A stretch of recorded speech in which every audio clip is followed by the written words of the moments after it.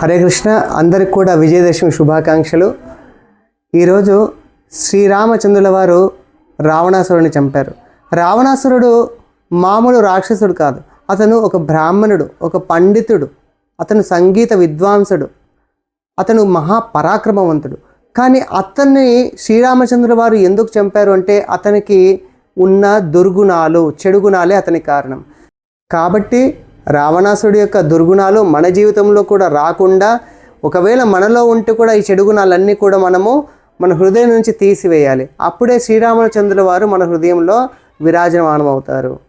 So ఈ యొక్క చెడు గుణాలని మనము భక్తి ద్వారా తీసేయాలి. సో రావణాసురుడికి ఉన్న చెడు గుణాలు ఏంటి? మొట్టమొదటి అతనికి ఉన్న చెడు గుణము కామము. రావణాసురుడి యొక్క కోరికలు చాలా అనంతంగా ఉండేటి. దాంట్లో ముఖ్యంగా పరస్త్రీల పట్ల ఎక్కువ కోరికలు ఉండేటి. మారు వేషంలో వచ్చి సీతను అపహరిస్తాడు. అంతకు ముందు కూడా ఇటువంటి పనులు ఎన్నో చేశాడు రావణుడు, గొప్ప పండితుడు అయినప్పటికీ కూడా.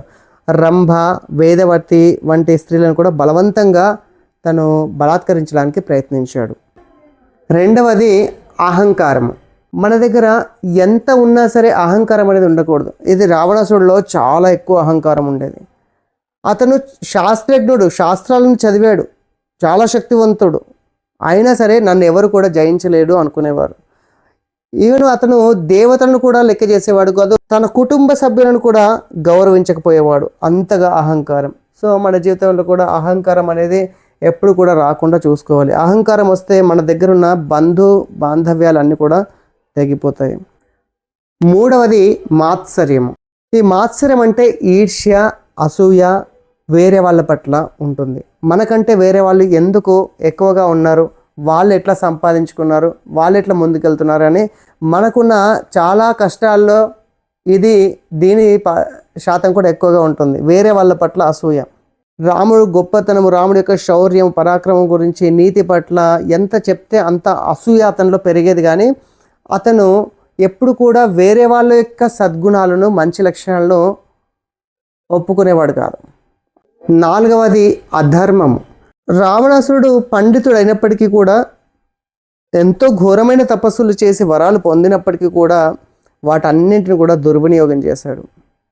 ఐదవది క్రోధము.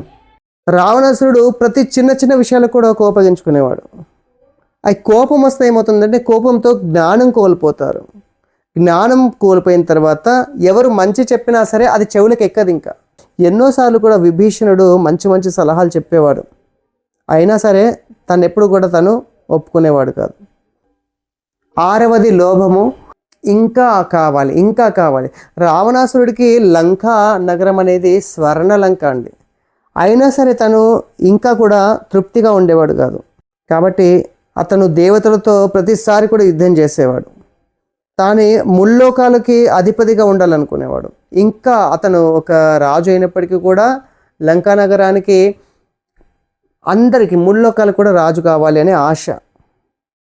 ఏడవది స్త్రీల పట్ల అవమానము. ముఖ్యంగా సీతమ్మను ఎప్పుడైతే అపహరిస్తాడో అతను చాలా అవినీతిగా ప్రవర్తిస్తాడు. ఎంతమంది చెప్పారు రావణాసురుడికి సీతమ్మను తిరిగి ఇచ్చేసేయి అని విభీషణుడు ప్రతిసారి చెప్పేవాడు. మండోదరి కూడా చెప్పేది, నువ్వు వేరే స్త్రీలను పెళ్లి చేసుకో, కానీ సీతమ్మని నువ్వు చేసుకోకూడదు, సీతమ్మని నువ్వు ముట్టుకోకూడదు, రామచంద్రుల వారికి ఇచ్చేసేయని.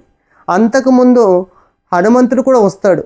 హనుమంతుడు కూడా ఒకే మాట చెప్తాడు, నువ్వు వెళ్ళి ఇప్పటికైనా శ్రీరాముడిని నువ్వు శరణు వేడు.